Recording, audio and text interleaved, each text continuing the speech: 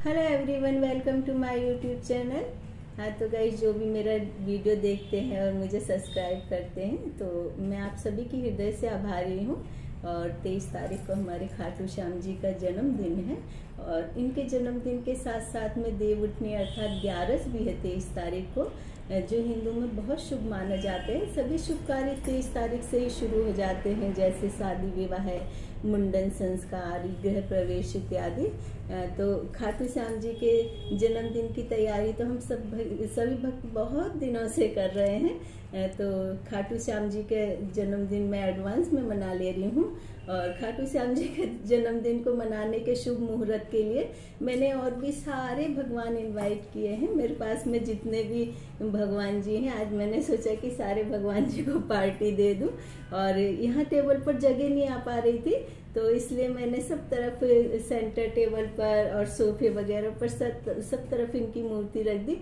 और आज मैंने इनके लिए स्पेशल थाली भी बनाई है। थाली तो एकदम सिंपल सी है, कोई खास खाना नहीं बनाया जैसे मैं बनाती हूँ उसी तरह से। हाँ, लेकिन इस भोजन में मेरी पूरी श्रद्धा और भक्ति है।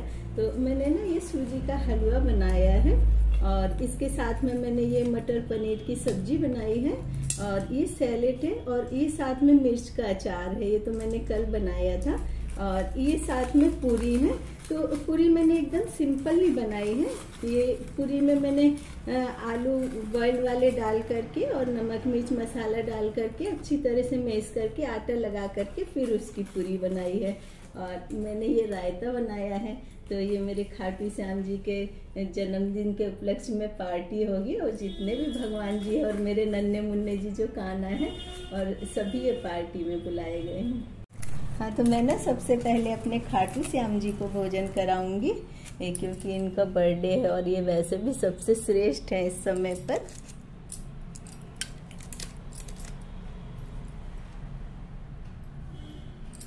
और अब ये जो मेरे नन्हे मुन्ने से लड्डू गोपाल है, नहीं तो ये तो बहुत ज़्यादा नाराज हो जाएंगे। अब मैं इनको खिलाऊंगी। और ये मैंने कहा ना कि इनको मीठा पसंद है, नमक वगैरह ज़्यादा नहीं खाते, हलवा खीर ये सब खाते हैं। लेकिन मैंने ना कोई भी चावल का भोजन इस वजह से नहीं बनाया क्योंकि 11 और इनका जो जन्मदिन है खाटू श्याम जी का, वो एकादशी के दिन पड़ रहा है और मान्यता है कि एकादशी को चावल नहीं खाना चाहिए। तो मैंने आज इसीलिए चावल के कुछ भी भोजन में नहीं बनाया है। और अब मैं इनको रायता देती हूँ।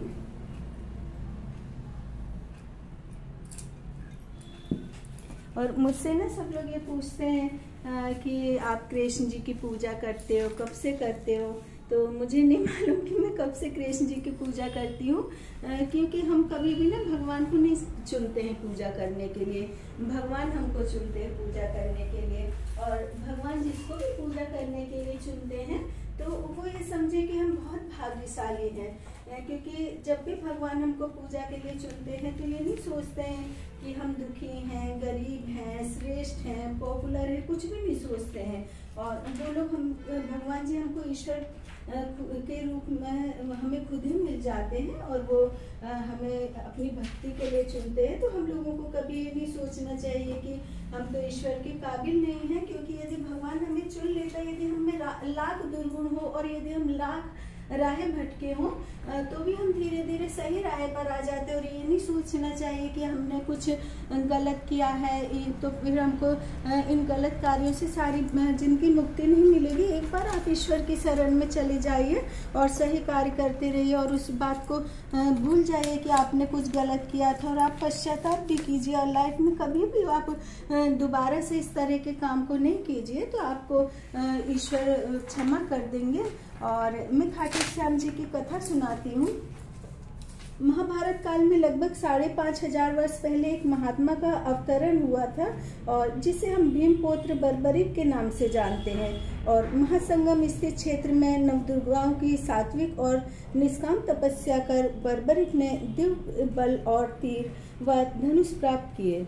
और कुछ वर्ष उपरांत कुरुक्षेत्र में युद्ध के लिए कौरव पांडव की सेना एकत्रित हुई और युद्ध का शंखनाद होने ही वाला था कि यह वृतांत बर्बिक को ज्ञात हो गया और उन्होंने माता का आशीर्वाद लेकर युद्ध भूमि की तरफ प्रस्थान किया। उनका इरादा था युद्ध में जो भी हार जाएगा मैं उनकी सहायता करूंगा। भगवान श्री कृष्ण को जब यह वृतांत ज्ञात हुआ तो उन्होंने सोचा कि ऐसी स्थिति में तो कभी भी युद्ध समाप्त नहीं होने वाला है। अतः उन्होंने ब्राह्मण का भेष धारण करके बर्बरिक का मार्ग रोककर उनसे पूछा, आप कहाँ प्रस्थान कर रहे हैं? बर्बरिक ने अपना देह बताया कि वो कुरुक्षेत्र जाकर अपने कर्तव्य का निर्वाह करेंगे। और यह सुनकर ब्राह्मण भेष में श्री कृष्ण जी ने उनसे अपना कौशल दिखाने के लिए कहा। बर्बरिक ने एक तीर से पेड़ के सभी पत्तों को भेद दिया, सिवाय एक पत्ते के जो श्री कृष्ण जी ने अपने पैर के नीचे दबा रखा था। बर्बरिक ने ब्राह्मण रूपी कृष्ण जी से प्रार्थना की कि वह अपना पैर पत्ते के ऊपर से हटा ले। श्री कृष्ण जी ने पत्ते के ऊपर से अपना पैर तो हटा लिया, लेकिन बर्बरिक से एक वरदान मांगा। बर्बरिक ने कहा, यजमान, आप चाहे जो भी मांगे, मैं उस वचन का पूर्ण रूप से पालन करूंगा। ब्राह्मण रूपी कृष्ण ने शीशदान मांगा। यह सुनकर बर्बरिक तनिक भी विचलित नहीं हुए, किंतु उन्होंने कृष्ण से अपने वास्तविक दर्शन देने की प्रार्थना की, क्योंकि कोई साधारण व्यक्ति उनसे शीशदान नहीं मांग सकता था।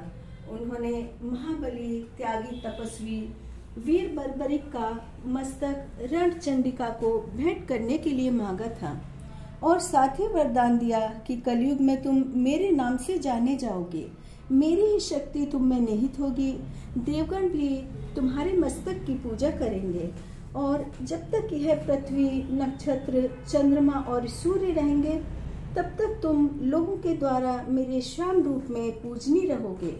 मस्तक ने संपूर्ण महाभारत का युद्ध देखा एवं मस्तक रूप में वे युद्ध के निर्णायक भी रहे।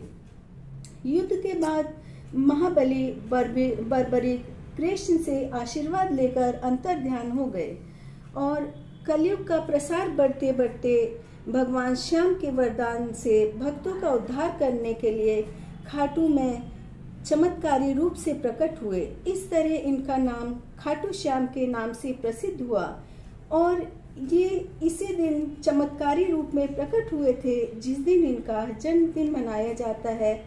और हम सभी अनन्य भक्त खाटू श्याम जी की पूजा अर्चना एवं भक्ति में लीन रहते हैं और खाटू श्याम जी हमारे सभी दुखों और दर्दों, कष्टों को हर लेते हैं। तो आप सभी भी मेरी तरफ से खाटू श्याम जी के चरणों में पुष्प अर्पित कीजिए और उनसे आशीर्वाद लीजिए।